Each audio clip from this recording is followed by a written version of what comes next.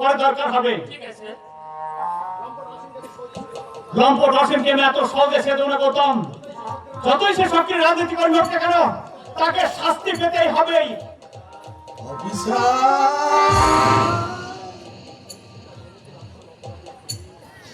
Officer, ধর্ষিতা দেবকীর আসল অপরাধীকে সে প্রমাণ তো পেলেন অফিসার, কিন্তু আমাকে যে পঙ্গু করলে আর কি করবেন অফিসার?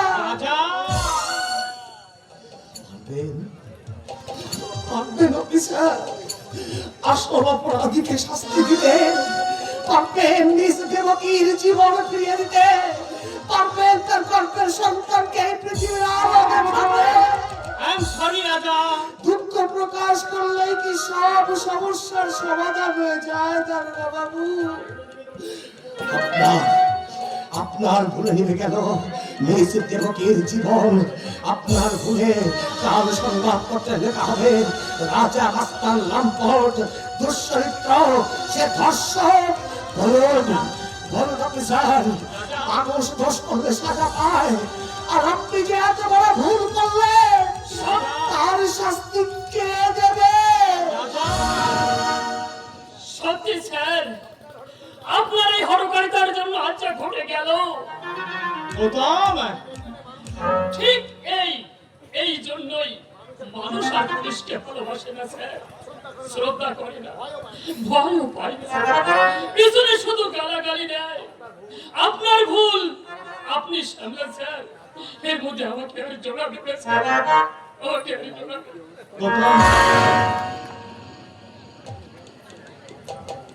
রাজা রাজা বলুন। উলুফুলের কথা বিশ্বাস করে ডাক্তার সামনের রিপোর্টের ভিত্তিতে আমি যা করেছি তা ভুল। আজ আমার স্বীকার করতে লজ্জা নেই। তোমার জীবন কেন নষ্ট করলেন অফিসার? এক দুঃখিনী মায়ের একমাত্র সন্তানের জীবন কেন নষ্ট করলেন দারোগা বাবু? আপনি তো জনগণের সুখ সুবিধার প্রতিনিধি, আপনি তো শিক্ষিত, আপনার হাতে তো আইন আছে। সেই আইনকে সামনে রেখে কেন পিছন থেকে ঘুষ নিয়ে পকেট ভরছে? কেন কেন কাজের নামে অকাজ কুকাজ করছে? বড় উত্তর দিন। রাজারা দোষ করলে সাজা পায়, আর আপনারা দোষ করলে সাজা পান না কেন? কেন কেন আপনাদের বেড়াকে মহিলা কয়েকদিন ধর্ষিত হয়? কেন কেন আপনারা কাজের নামে অকাজ করছেন? কেন জনগণের সুখ স্বাচ্ছন্দ্য পেয়ে নিয়ে অমানুষদের দিয়ে আপনারা পথ চলছেন? কেন কেন দেশ নেতাদের কথায় আপনারা উঠছেন আর বসছেন? বলুন, জবাব দিন।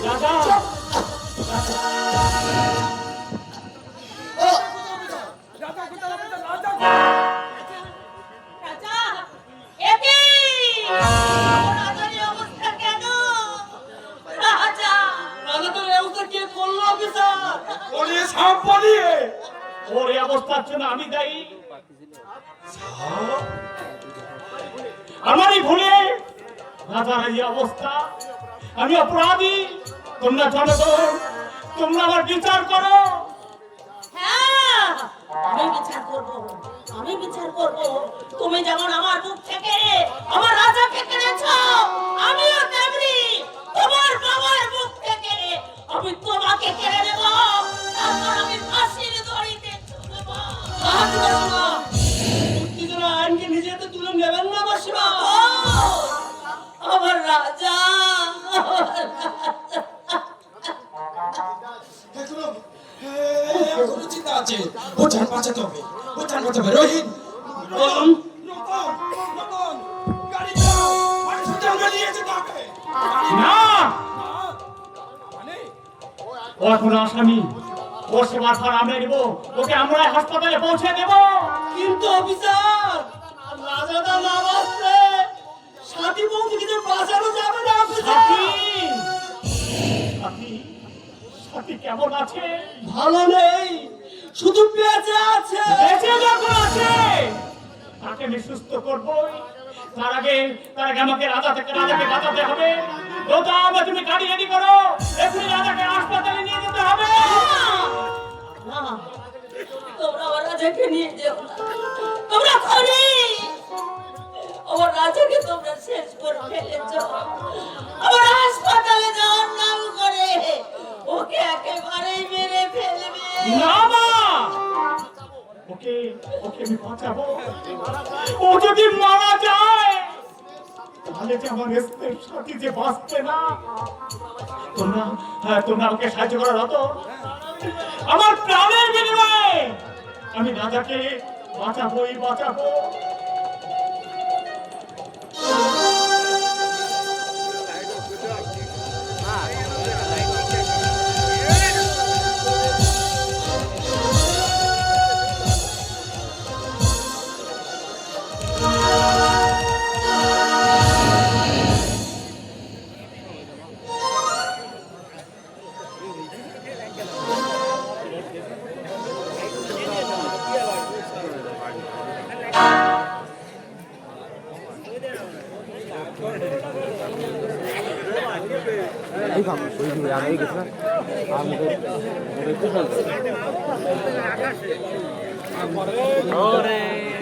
হ্যালো,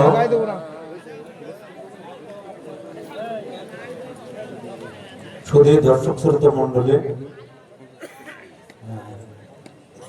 জানি না দেবুদার অভিনয়ে আপনারা কতটুকু সন্তুষ্ট, কিন্তু এখানে আমাদের গ্রামের একটি ছেলে, আমি মৃন্ময় সর্দার, তাকে মঞ্চে আসার জন্য অনুরোধ করছি। দেবুদার অভিনয়ে সন্তুষ্ট হয়ে সে দাদাকে কিছু উপহার দেবেন। আমি দেবু দাদাকে দেবব্রত বিশ্বাস দেবু দাদাকে মঞ্চে আসার জন্য অনুরোধ করছি।